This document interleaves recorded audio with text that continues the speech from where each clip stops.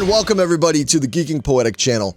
I'm your host Larry Roberts, and we are back with another installment of the Kiss Vinyl Show, where I talk about one of my all-time favorite bands, yes, none other than Kiss. Now, I've done some videos in the recent past where I ranked all of the 70s studio albums. I also went through and ranked all of the official Kiss live albums. And then most recently, I went and I ranked all 29 singles that you could find in the official Kiss Casablanca Years singles box set. Yeah, that's a lot of Kiss talk, but I'm not even close to being done with that. So you better strap yourselves in, because in this episode, I am going to focus on album covers. I love all the eras of Kiss, but for this episode, I really wanted to just focus on what I consider to be the classic makeup era. So we're talking between 1974 and 1982. Basically just like what I did with the singles video. As such, with just focusing on that era, that means there are 17 albums total that I'm going to rank in this episode. This one, I am going to talk about studio albums as well as their live albums, their official live albums, as well as the official compilation albums that came out during this period as well. What I'm not going to count is I'm not going to count things like bootlegs. I know there's a lot of really well-known bootlegs out there from that era.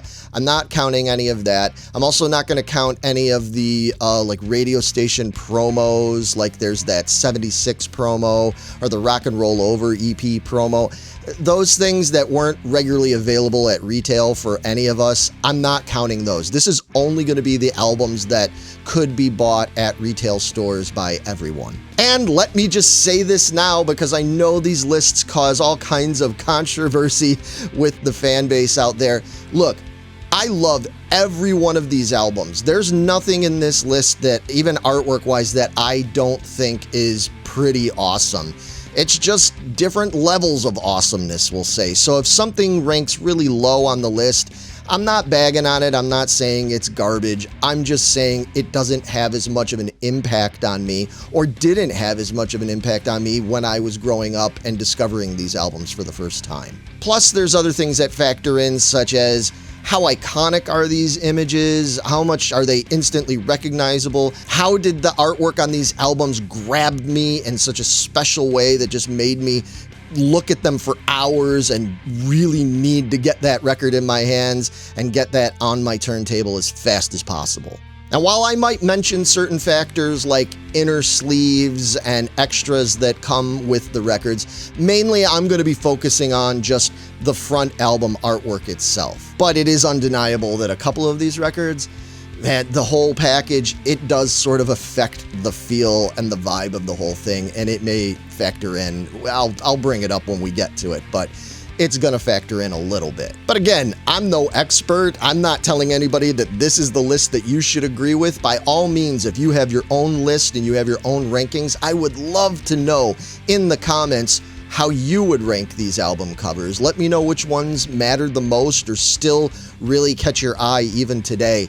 And if you didn't already, please hit like, please hit subscribe, and ring that bell down there so that you know when I have more content like this. Without any further ado, let's get into some album cover rankings.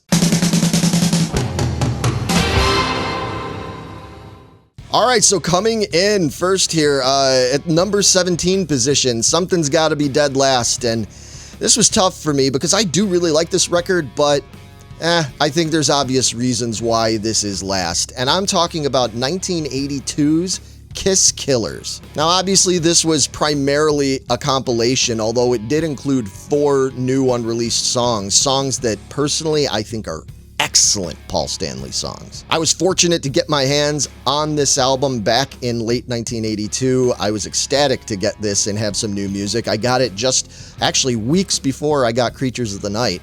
And I was really surprised. I didn't even know this album existed or was coming out. I found it as an import at Camelot Music, for anybody that remembers Camelot records and tapes. But while I love the record, I think it's a great compilation and I love those new songs.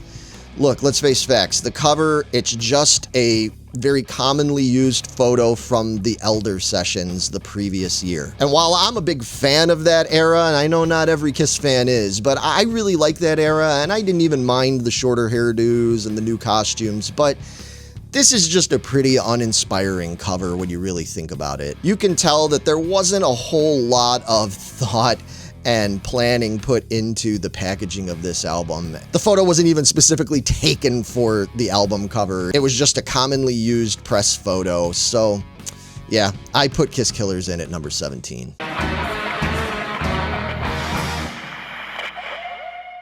All right, coming in at number 16, this is another compilation album, but this is one that, it's a really cool package, but overall it's just not the most exciting cover you could ever think of for the band. I'm talking about 1978's Double Platinum. Now this was a really cool concept in the way they made the gatefold cover to be this shiny silver mylar-like kind of quality, obviously replicating the whole platinum concept. And it was very striking when you would first see it on the shelves back in the day. But frankly, especially when we're just talking about the outer cover, it's literally just the Kiss logo repeated with the words Double Platinum on it. It's not the most exciting thing you've ever seen, and unfortunately, these covers do have a tendency to just look kind of cruddy as the years go by. It sort of breaks down, and that original lustrous shine that it had just is not there anymore. It was a great concept at the time. The inner gatefold sleeve with the pictures inside of them, that embossed kind of quality of those 4 photos of the guys, it was cool. But again, when you compare them to the other albums, this is just not one that I have a whole lot of sentimental attachment to. And it was a cool concept, but not the most exciting one they ever came up with. So it's number 16.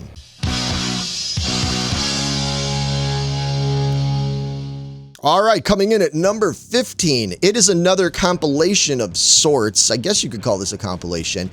It is 1976's 3-album set called The Originals. Now, when I was a kid, this record set was like the white whale for me. Like, I could never find this. One of the first record sets that I ever heard when I was a kid was this set, thanks to my best friend's older brother having it right when it came out back in, I think it was July of 1976. So I really loved this set. I loved all the extras that it came with. But by the time I was able to get to the record store, because I was still pretty young at the time, they didn't have it anymore. I could not find this. I didn't end up actually getting the original set for myself until I was at least a teenager. As such, I have a lot of sentimental attachment to the originals, but reality strikes when I look at it and I go, okay, this is literally just the first album photo superimposed over a giant fiery mushroom cloud. And it's a cool effect. I think it was effective for the time,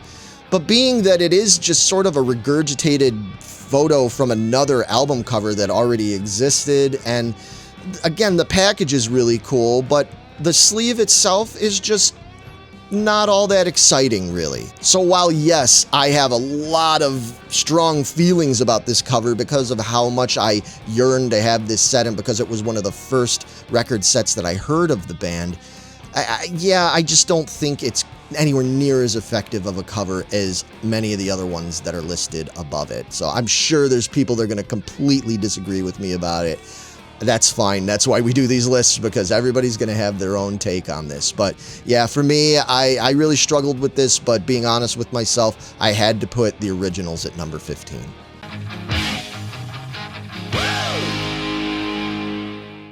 Coming in at number 14, on a little bit of a theme here, we are going to go with the second Originals set. Yes, the Originals 2 that was, I believe, only produced and sold originally in Japan. And this was the 3-record set that comprised Destroyer, Rock and Roll Over, and Love Gun, packaged together with a bunch of really cool extras, posters, and cardboard masks. I mean, it's a great package, and in a lot of ways, I think it's even better than the Originals 1 set. And the cover artwork is actually pretty cool. It's got this sort of comic book cartoony take on the 4 guys from that 1977 era. I don't think I even realized that this set existed or saw it for myself until the late 80s, maybe, when I was much older. So I don't have any like sentimental attachment to this one, and I do think that cartoony cover art is cool. It's not done by somebody of the caliber of like Ken Kelly, so it's not the fanciest Kiss art you've seen, but in and of itself, it is pretty cool. It does rank highly, I think, for a lot of people because of the novelty of the record set itself, but as an album cover, again, not the most exciting thing the band ever produced, so that's why it ranks where it does. All right, coming in at number 13. Yeah, some people are probably surprised that I'm ranking this high as I am, and some people are probably surprised that it should have been higher because this is a very divisive album. I'm talking about 1981's Music from the Elder. Now look, sitting here talking about the Elder album is contentious at best. Some people love it, some people hate it, some people just don't even think about it. I love the album, but I'd be here all day if we want to get into all that stuff. That's for a whole other video. In terms of the album cover, look, I think even a lot of Elder fans can admit that it's not an exciting cover by any stretch of the imagination. Paul's hand stretched up over this door knocker with this brown door. Even when you open up the gatefold, it's a cool picture of that Gothic table with the candles and everything, but there are no pictures of the band. There's just nothing really about it to be all that inspiring and exciting. Now, retrospectively, does this tie in quite well with the overall feel and concept of the album? Sure, I suppose it does, although I wonder sometimes if that's not just the way it's imprinted on us after the fact. All I know is that when I was a kid and I saw this album on the shelves for the first time, I was pretty disappointed in the overall package. It didn't look like Kiss to me. And while I have grown to appreciate it and maybe even love it a little bit as I've gotten older, the truth of the matter is that I think this was, marketing-wise, a pretty big misstep for them to go this route. Putting that image of the hand maybe on the back cover and doing something a little bit more interesting and unique and Kiss-like on the front would have probably fared much better for the band. But unfortunately, that's not the way history went. We got this album cover. It's iconic in its own way, but yeah, for me, it's number 13.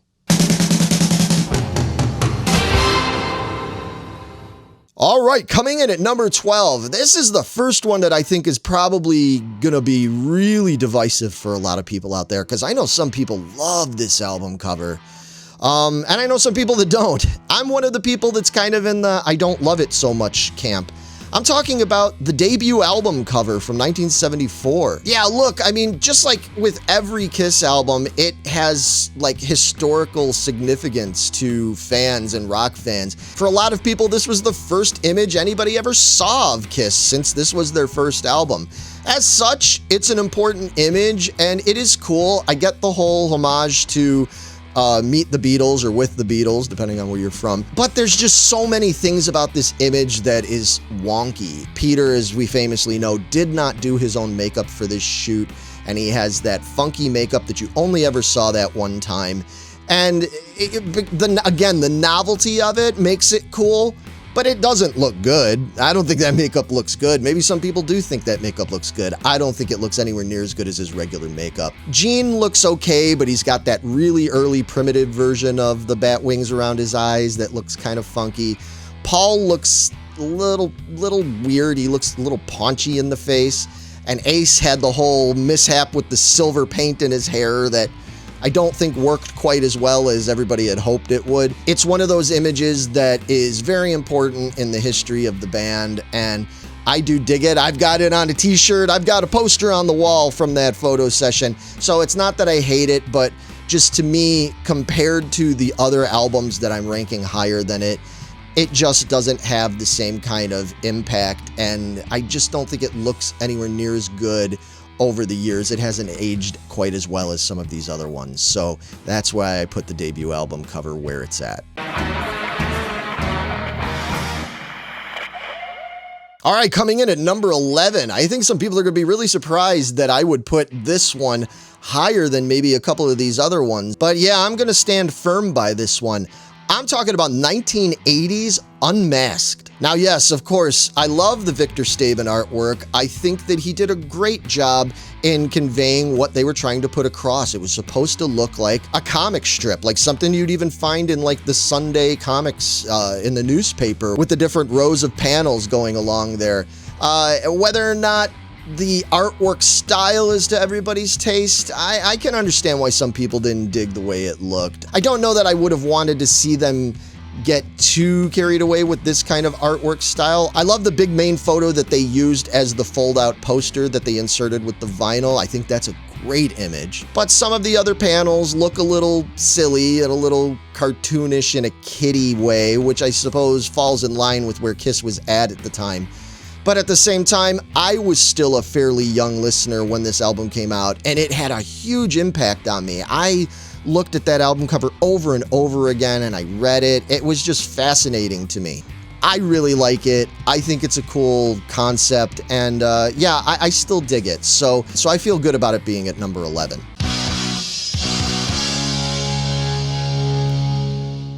And coming in at number 10, man, we are talking about a really big album for me and my history as a Kiss fan in a lot of ways. I'm talking about 1977's Kiss Alive 2. While I know I've talked to a lot of Kiss fans over the years, and just recently I've talked to a lot of you here online when you've told me about which Kiss album meant the most to you, Kiss Alive or Alive 2, I think most people tend to gravitate towards Kiss Alive. But Kiss Alive 2, I still think that is a great album in almost every possible way, and I really like the artwork.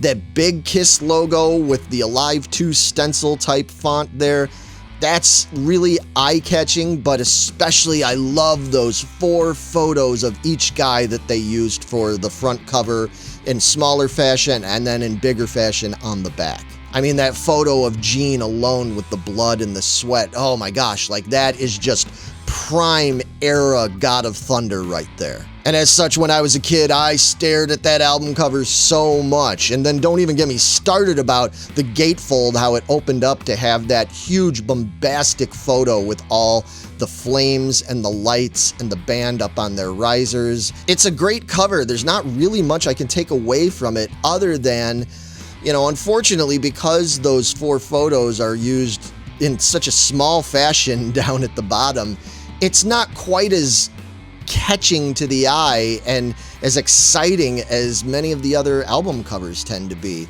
I still like it, but yeah, it was really tough when putting this together. I had to think about how this impacted me when I saw it, and while I do love this cover, the impact just wasn't as great as some of the other ones. And so Kiss Alive 2, I love you, but you're at number 10. All right, coming in at number 9, we're looking at one of the album covers that I think was possibly maybe the most interesting concept that the band did during their classic era. I'm talking about the second album from 1974. We're talking about Hotter Than Hell. So with Hotter Than Hell, they came up with this whole concept of Japanese kabuki theater style. They were using Japanese font on the front and back. And what's interesting about this was a lot of people would assume like, oh, well, yeah, because Kiss was huge in Japan and, you know, they had all those sold out shows at Budokan, but that came years later. This was before that had ever happened. So it was like a little bit of like self-prophesizing there with this whole style. I mean, it made sense. The band and the whole conceptual team behind it realized that Kiss did have a Japanese kabuki style to their whole look, whether that was intentional or not. And so they went for it with this album cover. I think it's a great album cover. I do think that it has a sort of grittiness to it and a vibe to it that, especially for me as a kid, was maybe a little bit over my head. I mean, on the back cover, you had basically half-naked women with the band, a very drunk band, apparently, minus Gene Simmons, who were cavorting around, rolling around with these women in these photos. And between that and the multilingual fonts and all that, it was just a little much for me to be able to get. It was one that I did end up loving much more later on as years went by. But I do still love Hotter Than Hell. I'm a big fan of this album artwork, actually. I've got it on a shirt, of course. I think it's great, but again, it just doesn't have that big, super Kiss kind of quality to it that I think makes it rank higher than the other 8 albums above it. So yeah, it's a really solid number 9, Hotter Than Hell. It's a great record, and it's a really cool concept. What do you think of the concept? I know a lot of fans can be divided on this. Let me know in the comments what you think about the Hotter Than Hell album cover. All right, moving on to number 8. We are talking now about 1979's Dynasty. Yeah, Dynasty is an interesting one because it really is a fairly simple image. I mean, it's just the 4 faces there pushed together next to each other. And I've heard the stories about the way they used various different pieces of the photos to put together this whole picture. But on the surface of it, I think there's a lot of people that might say, well, I think that's kind of a boring album cover. I don't know, there's just something about it that totally works. I mean, in the previous year, we had seen the 4 solo albums come out, and that was the 4 faces separated. And there was a lot of speculation at the time about, were Kiss going to break up? Was this a sign of the end? And in some ways, there was a little bit of truth to those rumors, but it was cool to see those 4 faces just brought back together on that album cover. I liked that kind of silver gray border around it. And of course, for you Kiss vinyl collectors, there's the infamous untouched cover version that's out there where you could see a little bit of Paul's white shirt. It's actually not a straitjacket. Everybody calls it the straitjacket variation cover, but it was just like a white long sleeve shirt that the guys wore for those photos. But in any case, it doesn't matter. They call it the straitjacket cover. It's very rare. A lot of people are seeking it out, but it's just one of those album covers that, while it might be simple, it's really iconic Kiss. Especially for those of us that were really into Kiss during that late 70s era. This is a special one, and it's a special one for me, and so, yeah, it's number 8. Okay, coming in at number 7. We're talking about 1975's Dressed to Kill. Now, of course, you know Dressed to Kill. This is the one that features them in their most unlikely scenario. It's got the guys with their full makeup and hair done, but they are all wearing suits. Very famously, they're wearing suits that they had to borrow from their manager, Bill Aucoin. And as such, some of the suits are a little ill-fitting in that photo, but it kind of adds to the weirdness and charm of it. These photos were taken in Manhattan and were used as part of a funny little featurette they did in Cream magazine. Later on, when they came up with the concept of Dressed to Kill for the 3rd album, they decided to use one of those photos for the cover, and I think it works really well. Again, this might seem surprising to some people that this would rank so high because it's a pretty simple concept. I mean, it's not even in color. It's a black and white photo. It's got the embossed border going around the photo. On the back, it's just a reverse negative image.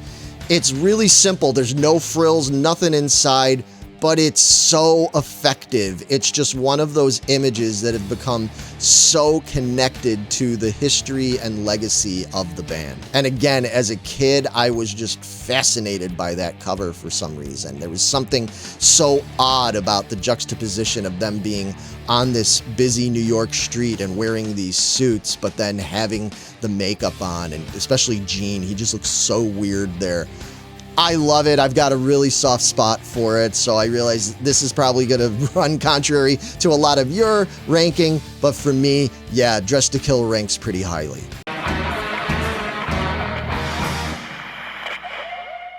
Okay, coming in at number 6. Yeah, some people might think this is a little bit of a cheat here, but I think it makes sense. In number 6, I am putting the solo albums. Yes, all 4 solo albums, and that even goes for the Best of Solos album from Europe. I initially thought about breaking them up, but then I said, I mean, okay, what's the point in that? These were all done by the same artist. They all have the same overall look and concept, and they're all, in my opinion, equally great. I mean, come on. Those solo album images are so memorable and historic. People recognize them. It was when they really first truly established the color code for each member of the band with the red, purple, green, and blue. These images adorned millions of t-shirts and posters and blacklight posters and carnival mirrors And nowadays, it's just everywhere. Those images are so connected to the band, and they are just a huge piece of rock and roll history. And while I do love those images, I wouldn't put them in my top 5. I mean, some of that might be a little bit of burnout because they're just everywhere. You just see them so much, but I do still think they are really great, and they were really important in the history of the band. And yeah, I do still love the look of them overall. So for me, the solo album covers are super historic, very important to the legacy of the band, and fully deserving to be all put together in position number 6 here.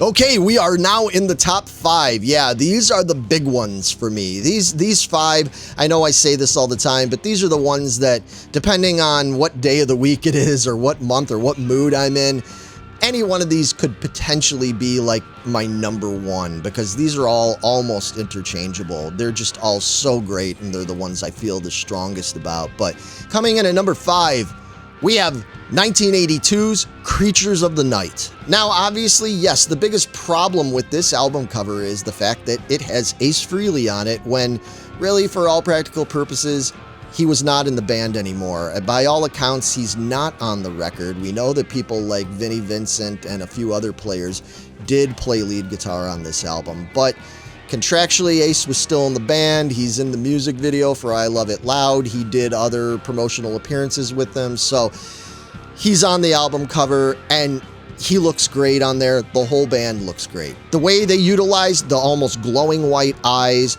the blueness of the cover, the way they just are staring at you kind of ominously. This doesn't look cartoony.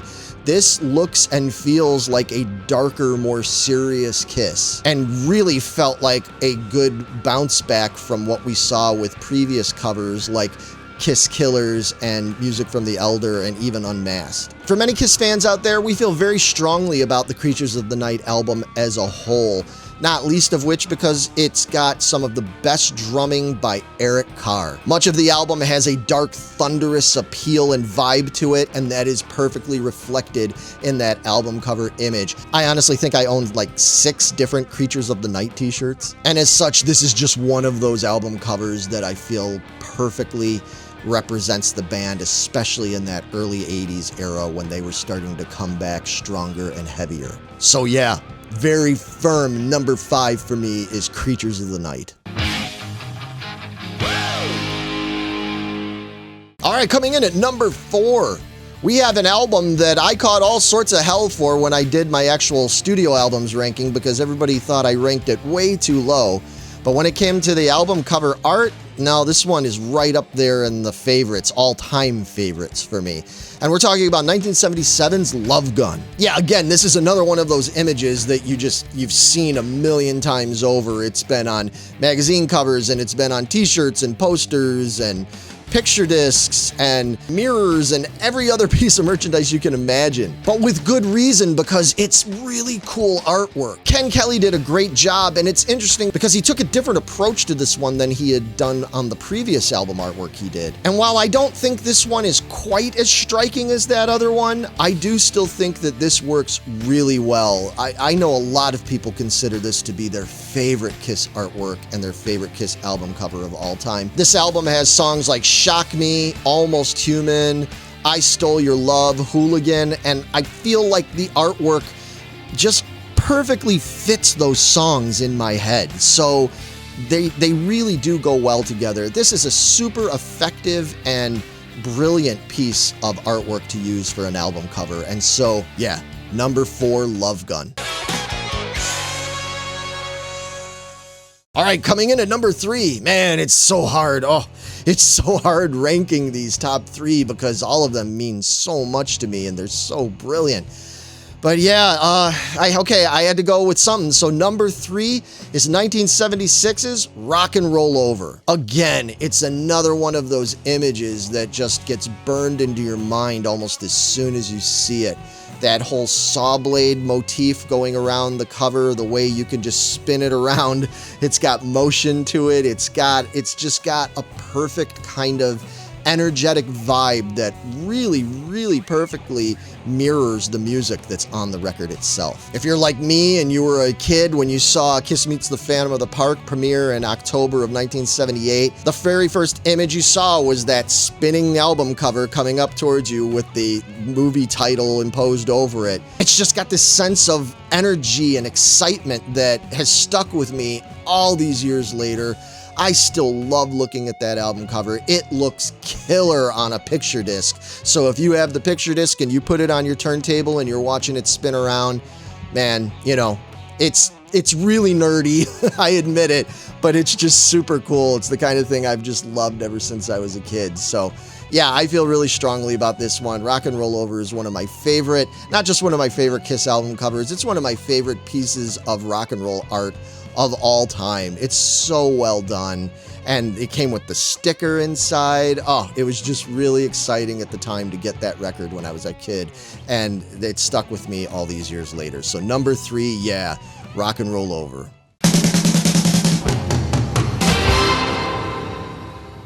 All right, here we are. We're at number 2, and I went back and forth for a long time about how to do this, but yeah, I think I'm going to go with this. Number 2 for me is 1975's legendary Kiss Alive. I mean, come on, folks. There are few live shots of a band that are more memorable and impactful than that cover photo of Kiss Alive. Even if you're not a Kiss fan, I think a lot of people could look at that cover and be like, wow, that's pretty striking. You know, it just puts across this image in your head, even if you never saw the band before, of that this is a bombastic, gritty rock show. At this point, Kiss were still kind of more in their black and silver phase, a lot of studs and leather. It was just a great era for Kiss. Even now, 50 years later, I look at that photo and it still just fills me with this sense of like excitement and imagination for what a show like that at that time must have been like. Candelabras and the smoke and that Kiss logo, and then you flip it over and you see the whole arena full of Kiss fans, and that now iconic photo of Bruce and Lee holding up that sign that they made and brought to the show. The inner gatefold with the previous 3 album covers and then the 4 handwritten notes from the band. Not to mention that booklet. I've talked about it in other episodes, that booklet that came with Kiss Alive. Literally, I can't even get into it. I could do a whole episode about that, but it meant so much to me as a kid. Yeah, as far as I'm concerned, this is the live album of all time, especially in terms of that cover. There's been no other live album that I've ever gotten that has rivaled that. Even others like Unleashed in the East by Judas Priest, which is like my favorite metal album of all time. Like, this is even better than that. So yeah, man, it could have been number 1, but I had to put it at number 2 because number 1 is just way up there for me.